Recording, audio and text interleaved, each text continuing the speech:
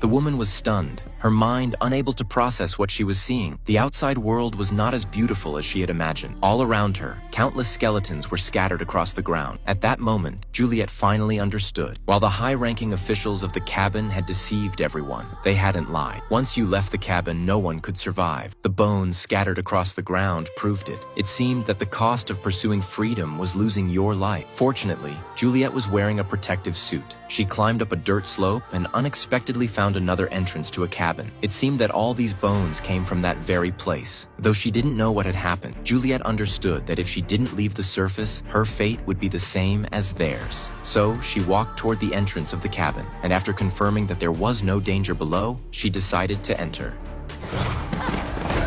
As Juliet stumbled and fell, she quickly got up. Inside the entrance, more bones littered the area. Without thinking too much, her only thought was to get inside the cabin, as it was her only hope for survival. After finally entering the door, Juliet hurriedly lit a handheld lamp. There was no time to assess the situation. She quickly shut the door behind her to block the outside air. However, when Juliet tried to pry open the internal door, she found it wouldn't budge. After a brief moment of thinking, she picked up a longer crowbar and forcefully inserted it into the top of the door. Using the wall for leverage, she strained to open the door. Luckily, after persistent effort, she managed to open the door. Unfortunately, just as Juliet was closing it, she suddenly noticed that her protective suit had torn. If harmful substances entered, she would die on the spot. In a state of panic, Juliet rushed into the cabin, gathered some usable tools, and found disinfectant on a nearby table. She quickly ran down to the lower level of the cabin, but soon she began to feel unwell. Juliet tried to remove her face mask but couldn't get it off. Her breathing became difficult. In a critical moment, she grabbed the crowbar from the ground and struck the mask with all her strength.